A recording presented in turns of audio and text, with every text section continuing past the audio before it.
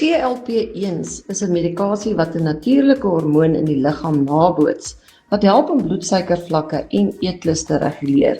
Hierdie middels is aanvanklik voorgeskryf om tipe 2 diabetes te behandel, maar sommige is nou goedgekeur vir gewigsbestuur by mense van 12 jaar of ouer. Algemene handelsname vir GLP-1-middels sluit onder meer in Wegovy, Ozempic, Zepbound en Trulicity. GLP-1s werk deur die leegmaak van die maag te vertraag, gevoelens van versadiging te verhoog en ook eetlus te verminder.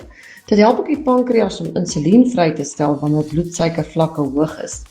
Die meeste GLP-1-middels word self toegedien via inspuiting, hetsy 1 keer per week of daagliks, hoewel Rybelsus in pilvorm beskikbaar is.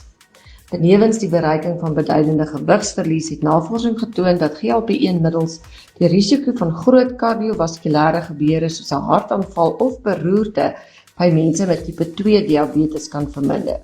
Hierdie voordele blyk selfs te geld vir mense sonder diabetes wat 'n geskiedenis van kardiovaskulêre siekte het.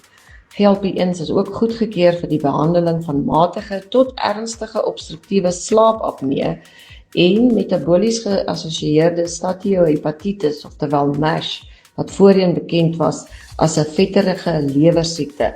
Die gebruik van hierdie medikasie word ook geassosieer met verbeterings in geestesgesondheid en ook lewensgehalte.